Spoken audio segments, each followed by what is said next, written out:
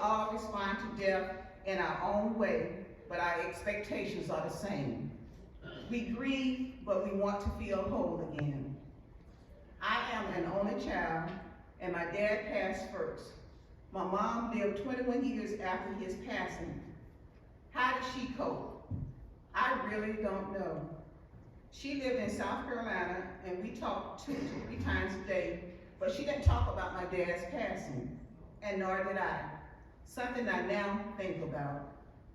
Opportunities were available, I am sure, but in that era, you pretty much relied on your spiritual beliefs and your church, so you did not readily seek grief counseling, so you suffered in silence. My mom and I were very close, and as she got older, I thought about her dying, but I never thought about my husband not being here on earth.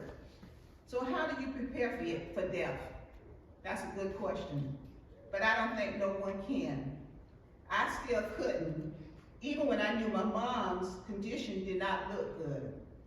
My mom passed on January 31st, 2021, and I felt some peace because I was able to spend a span of 2 months with her prior to her passing.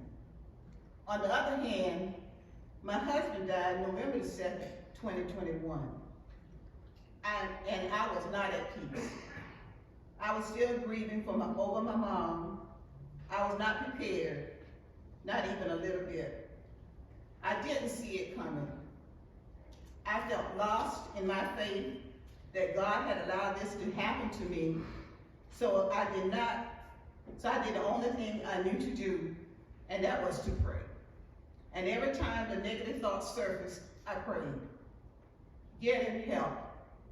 Oftentimes there would be those who might say to you, to us, you might need to talk to someone or engage in counseling, and you may feel offended. Don't. I was told this, and I did feel some kind of way, but it has proven to be the best advice I have taken along this journey. The months went by, and I knew I needed to find myself again. Yes, I have my dedicated children, family, close friends, and my church family, but I knew I needed to be in a setting with others who were searching for peace and hope as I was. I knew that if I were to be at peace, I had to come to terms with my husband's death. I had to accept God's will. I knew my husband would want me to live and not be sad, so I had to try and take on that peace that surpasses all understanding. So about 4 months after my husband's death, I started to attend grief counseling, Seasons of Hope, led by Joyce Hutcherson, who shared her own story of personal grief while helping us to adapt to a new normal in our lives that most of us were afraid to face. Joyce, a real jewel who has never met a stranger. It was a time of togetherness with all of us to speak openly about our fears and hopes for our future. And as the months rolled around, I found myself becoming more comfortable and relaxed with my newfound friends. I still have my moments, and I probably will for the rest of my life, but being in the company of these ladies for almost 2 years have truly given me hope that I can do all things through Christ who gives me strength, Philippians 4:13. But you have to admit to yourself and then follow through to seek the help of those who are there to help you. There is no reason to suffer in silence.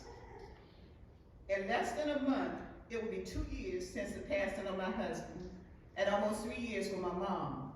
But I can truly say I feel much better as I have grown more spiritually while beginning to truly accept God's will. I am now learning to positively respond to my moments by engaging in programs to help others. Most of all, you must strive to protect your physical and mental health. Grief will make you sick.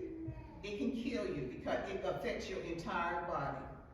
So make time for yourself, and you will be surprised just how relaxing that walk can be while allowing you to think, cry, and plan for your future. I now participate in a walking group to help focus on my health. Grief is real, and no one but you can identify how you are really feeling, but you cannot let it become a mindset and allow it to dominate your life.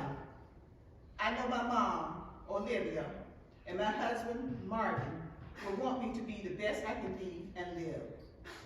So in closing, my sincere thanks and appreciation to McCullough for sponsoring Seasons of Hope, and to Joyce Hutcherson for her leadership and devotion and her commitment in helping us to realize our life purpose is still a part of who we are, and to continue to keep the faith and hope that we can wake up every morning believing that today is going to be better than yesterday. A special thank you to my children, my family as a whole, my church family, friends, and to all of you who continue to encourage and support me on this journey called life. But most of all, I thank God for giving me the strength I need to get through this.